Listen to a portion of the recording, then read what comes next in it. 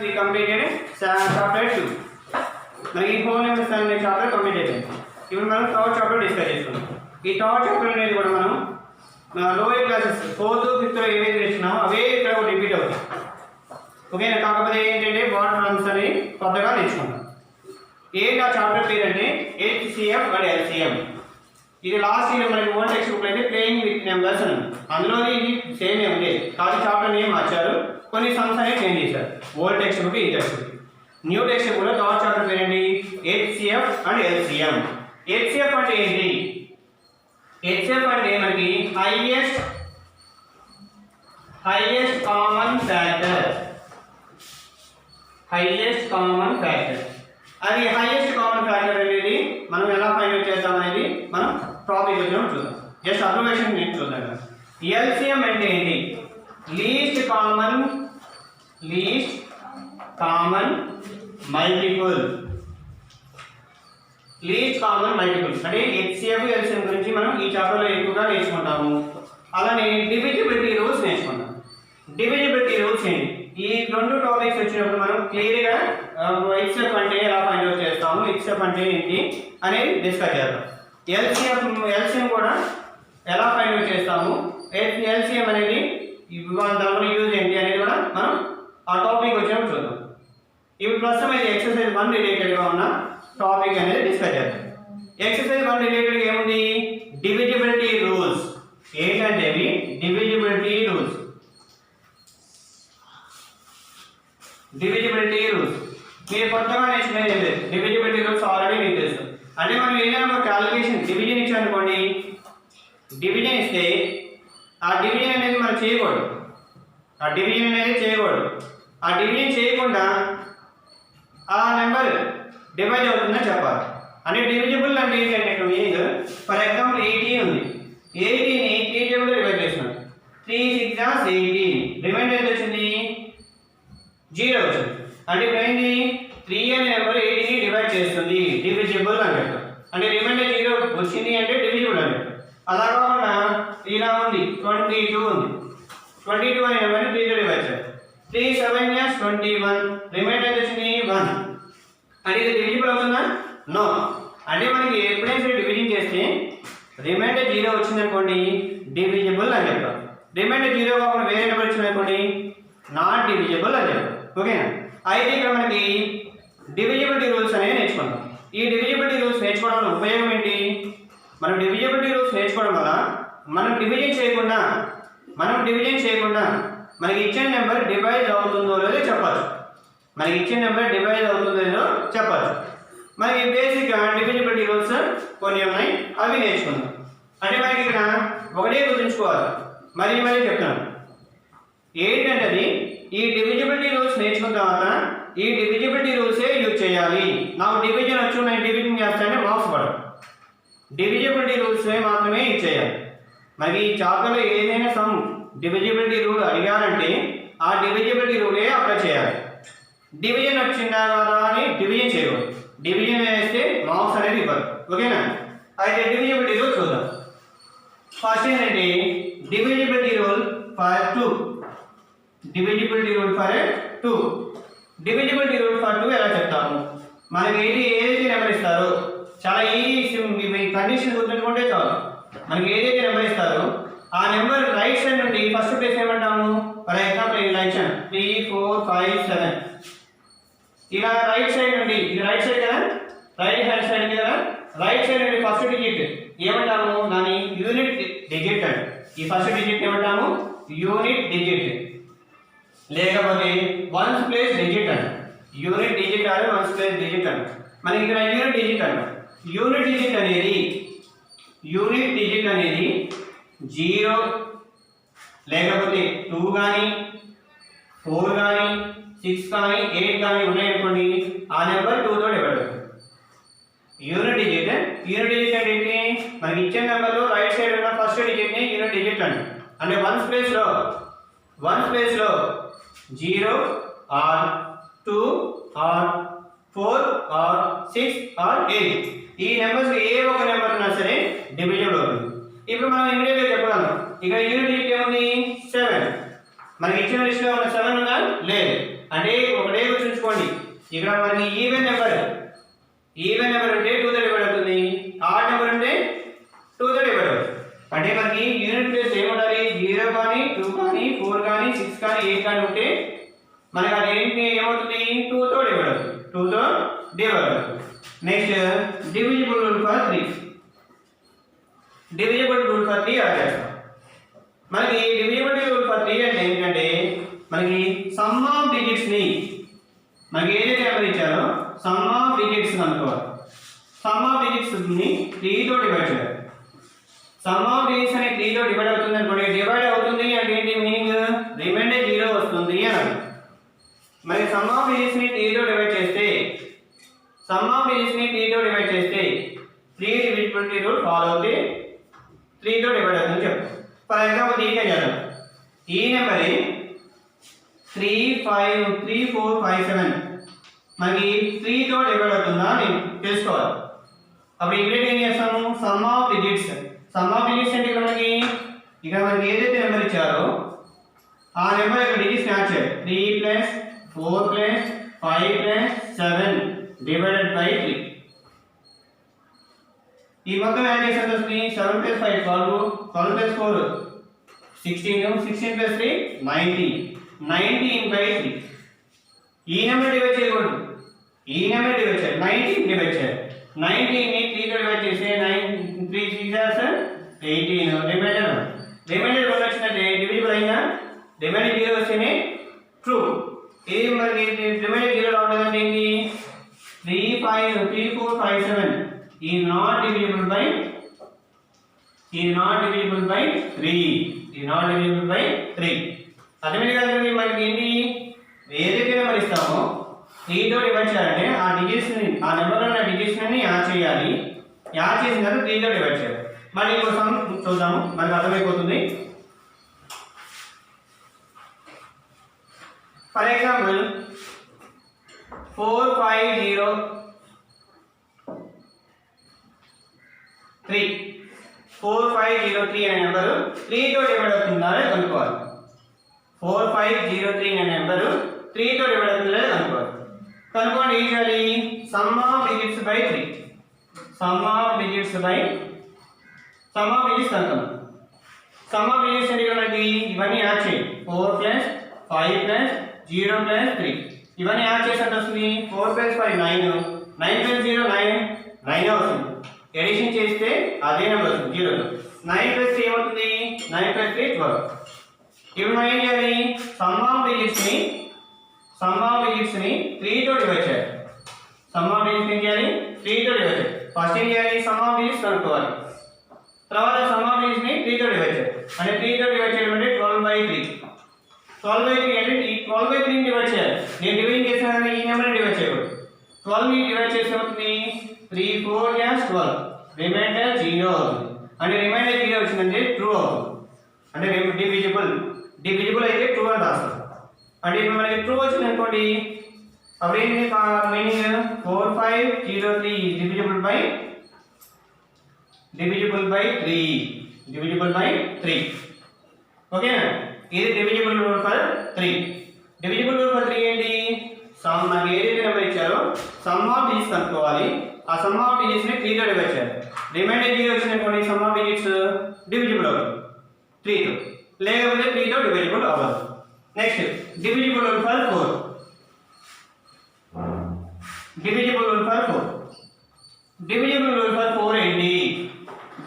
For 4 ఏంటి, మనకి ఏదైతే నెంబర్ ఇచ్చారో లాస్ట్ 2 డిజిట్స్ అంటే రైట్ సైడ్ నుండి 10th ప్లేస్ 1th ప్లేస్ ని లాస్ట్ 2 డిజిట్స్ ని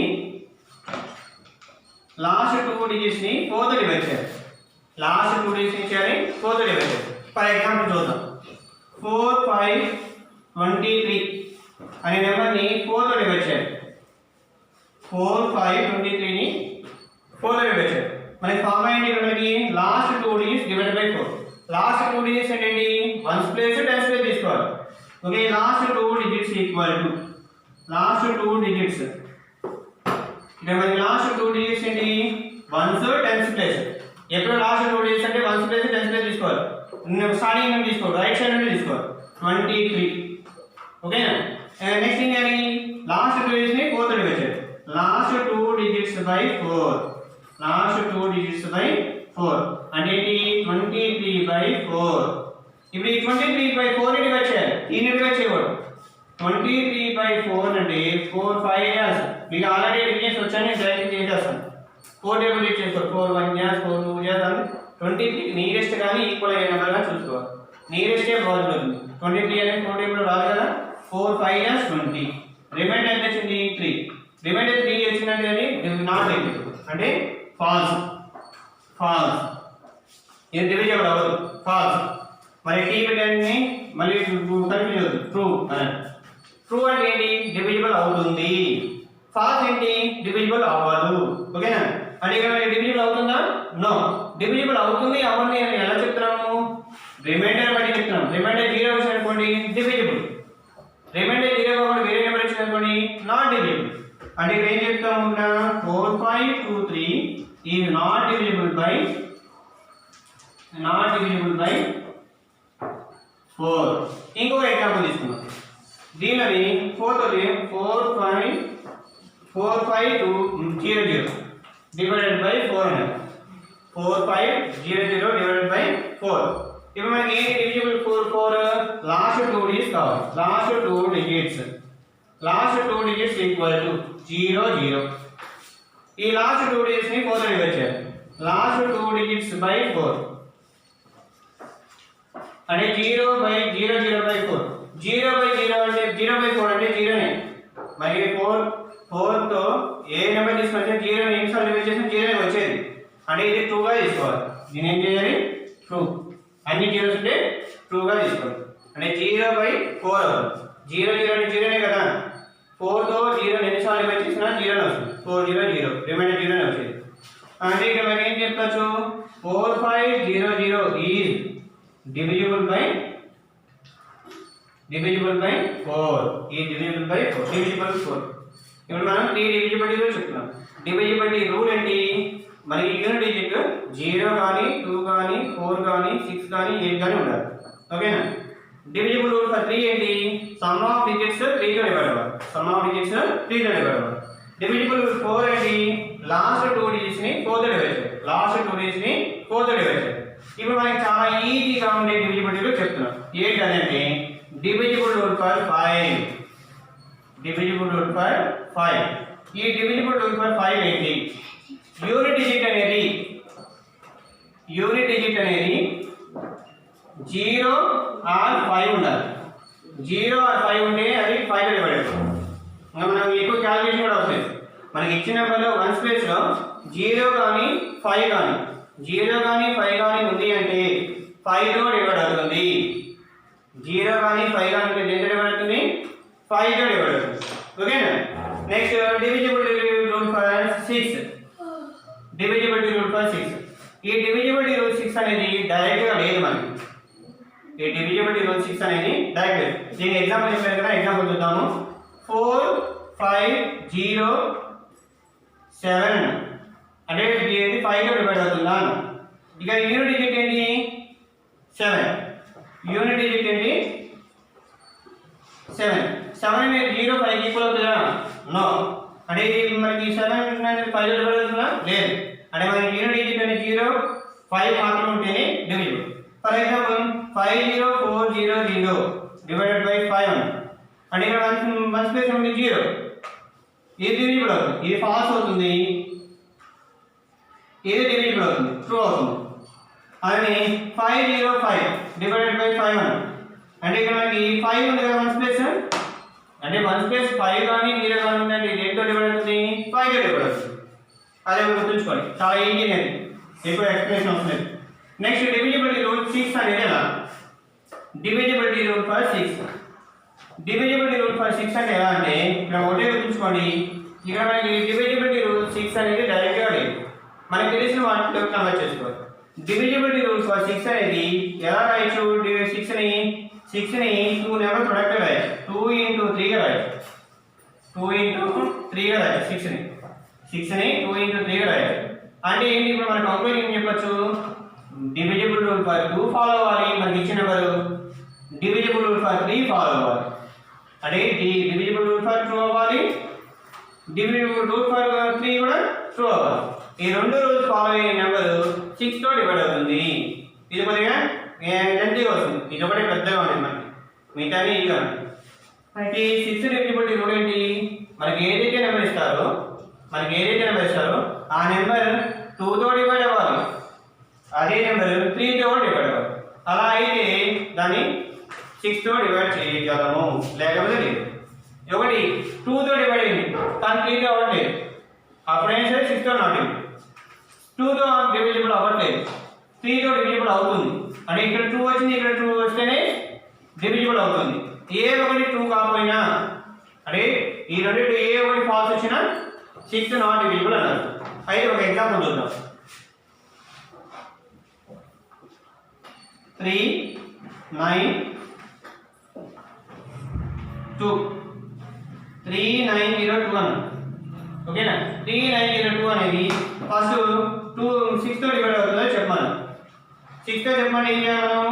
ఇమీడియట్ గా 2 తో 3 తో డివైడ్ చేయాలి. అంటే చూడండి 3902 డివైడెడ్ బై 2, ఇది మనకి ఫస్ట్ అన్నమాట. ఇది ఫస్ట్ ఏమవుతుంది చెప్పండి. ఇక 3902 అనేది 2 తో డివైడబుల్ అవుతుందా? యూనిట్ ఏది చెప్పండి? 2 అనేది ఈవెన్ అట, ఈవెన్ అంటే ఇప్పుడు డివైడ్ అవుతుందా లేదా? ఎస్, ట్రూ, మనకి 2 అవుతుంది. ఓకేనా? అలానే 3902 డివైడెడ్ బై 3 అవుతుందా?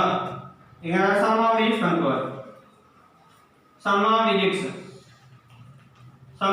అంటే మనకి ఇవన్నీ యాడ్ చేయాలి. 3 ప్లస్ 9 ప్లస్ 0 ప్లస్ 2 ఇవన్నీ యాడ్ చేస్తే 14 వస్తుంది. ఇప్పుడు మనకి ఈ 14 some of digits by 3, some of digits by 3 అంటే ఏమవుతుంది? 14/3. ఈ 14 ని 3 తో డివైడ్ చేయాలి. 14 ని 3 తో డివైడ్ చేయాలి. నేను డివైడ్ చేస్తుంది లాస్ట్ వచ్చి సొల్యూషన్ డివైడ్ చేస్తాను. స్టార్టింగ్ నెంబర్ అసలు నేను డివైడ్ చేయలేదు, ఏ ప్రిసమ్ చేసినా. అంటే ఏమవుతుంది? 3 4 12 రిమైండర్ 2 అంటే ట్రూ నా ఫాల్స్ ఇది? ఫాల్స్.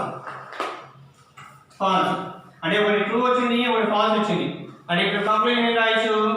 ఇది నాట్ డివిజిబుల్ బై 6, ఇది నాట్ డివిజిబుల్ బై 6. రెండు ట్రూ రావాలి. ఓకేనా? రెండు ట్రూ వస్తే మనకి డివిజిబుల్ అవుతుంది, లేదా? అంటే ఏం రాయొచ్చు మనకి? 3902 is not divisible by 6, is not divisible by 6 అన్నారు. ఓకేనా? ఇంకా మనకి టెక్స్ట్ బుక్ లో డివిజిబుల్ రూల్ ఫర్ 7 లేదు, అది మనకు అవసరం లేదు, 7 లేదు. నెక్స్ట్ డివిజిబుల్ రూల్ ఫర్ 8, ఇది డివిజిబుల్ ఫర్ 6. 8 చూద్దాం. 7 అనేది మనకి టెక్స్ట్ బుక్ లో లేదు కనుక నేను చెప్పట్లేదు.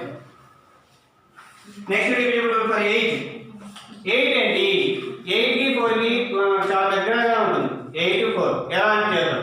Divisible rule for 8, last 3 digits by 8. Last 3 digits by 8 అంటే లాస్ట్ 3 digits ఏంటి? 1's place and 10's place, 100 place. 1's place, 10's place, 100 place. ఆ మూడింటిని తీసుకొని డివైడ్ చేయాలి. డివైడ్ చేద్దాం. చూడండి, ఫర్ ఎగ్జాంపుల్ ఇదే తీసుకున్నాం. 3902 డివైడెడ్ బై 8 అన్నారు. 3902 డివైడెడ్ బై 8 అన్నారు. ఓకేనా? 3902 అనే నెంబరు 8 తో డివైడ్ అవుతుందా?